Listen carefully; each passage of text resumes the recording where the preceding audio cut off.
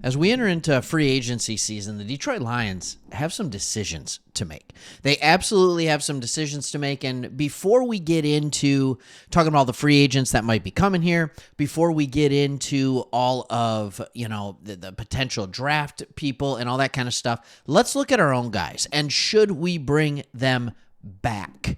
And the first one we want to look at, I want to show it to you right here, is offensive lineman Jonah Jackson. Should Jonah Jackson be brought back? He is at the end of his rookie contract. He was drafted in 2020. He has played his 4 years, and it's time to wonder, is it time to bring him back? The argument will be made that he is the best interior lineman we have. Now, that's what it says here. First off, false. The best interior offensive lineman we have is Frank Ragnow. Also, still false, I think the second best interior lineman we have is Graham Glasgow. I'm going to prove it to you in this video. But a league source said both sides were not close to an agreement to begin last season, but that doesn't mean Detroit won't look to resign him before free agency starts. So let's talk about the pros and the cons to this. All right? First, let's start with the pros. I'm a positive guy. Let's start with the positive here, okay? The first one is the NFL salary cap has changed to $255.4 million. This is a record increase to the salary cap, all right? It is a $30 million leap from the 2023 number. $30 million. All right, this is why people say the salary cap isn't real. I was worried on a video here not that long ago about $15 million that we spent and how it was on dead cap. And now all of a sudden I'm just like, all right, never mind. That $15 million's been eaten up. All right, we thought the number was going to be 240. We thought the number was going to be 240, and the number is 255.4. So it turns out Brad Holmes is a genius because the money that he put on void contracts and all that kind of stuff is almost exactly what the salary cap is over what we thought it would be. So he is back to having $63 to $64 million to spend for the Detroit Lions this season. That's insane. All right, so that is one reason to re-sign Jonah Jackson, because we have the money to do it. We flat out have the money. Another reason is to anchor that part of the line. Here's the problem. How much will it cost? Now, the only thing I could find on this is that it should cost, and this is from an article almost a year ago in June, talking about how they should give a hefty 4 years, somewhere in the range of $75 million. He's not even close to worth that.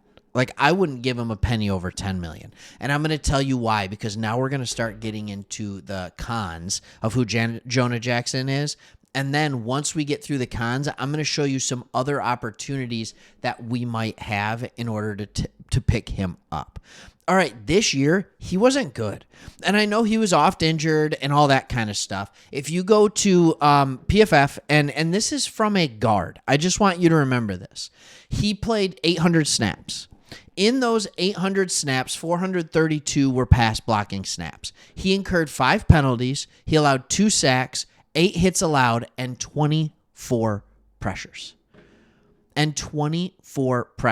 He had an overall PFF grade of, wait for it, 61, with a run block or a pass block grade of 60. Okay, so he was actually 60 both pass and run block. Graham Glasgow, however, was 8th. All right, at a 75. All right, just for clarity for you. Like, I want to make sure you understand, like, he's better. All right, like, Graham Glasgow is better. All right, in 1,000, it was actually very, very similar on the pass blocking side of it. One of the reasons we like Jonah Jackson is because of his run blocking. But the reality that we have to realize is he's never been a great pass blocker. What we love about his run blocking is his ability to get on his horse, to run out, to pull, and do all these different types of things that honestly are pretty solid. So that's kind of where I'm at with it, is it's not that great. So where else can we go? Like, where else do we go? Well, first off, let's just show you a few guys that you can draft that can be centers, that can be guards, that can be just basically interior offensive linemen that are going to be around right around the same time that we pick. All right. In that first round, you're looking at Jackson Powers Johnson. Dude was nuts. All right. Like, seriously nuts at the Reese's Senior Bowl. Unbelievable. I would take him like that, and I wouldn't even be upset that we used a pick on an offensive lineman. In fact, I'd be happy about it. Troy Fontenot, very good. Graham Barton is a good player. Zach Frazier is a good player, a little more undersized, but still good.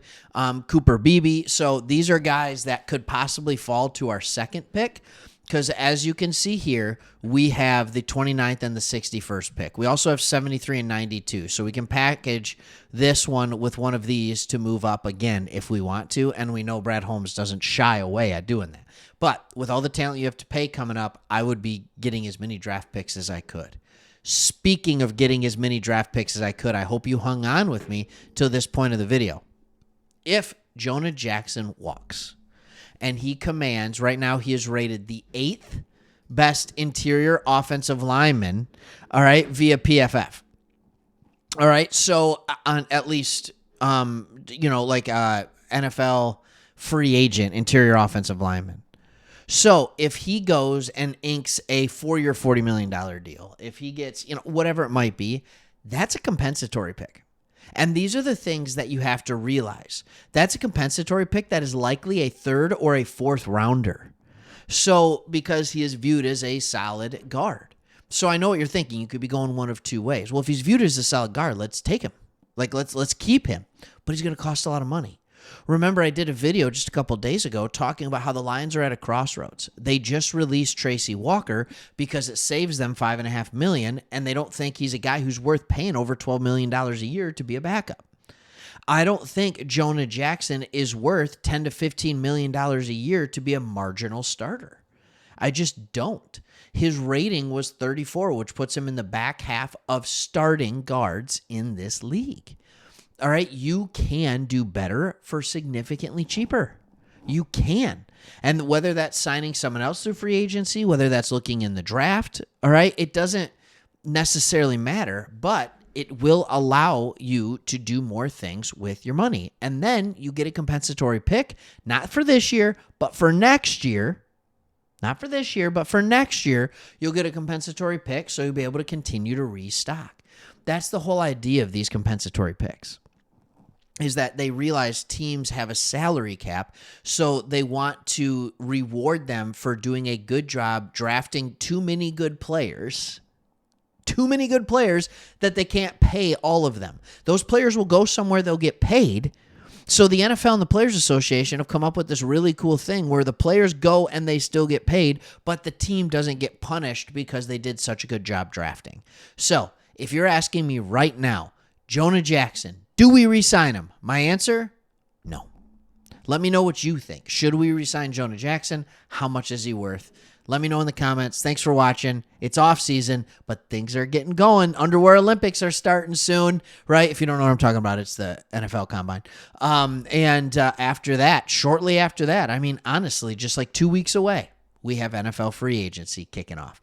And look for, especially with the salary cap number being elevated now, look for our guys in-house to be signing contract extensions. If Goff or St. Brown are going to get it done between now and March 11th, makes the most sense. All right, thanks for watching. See you in the next one.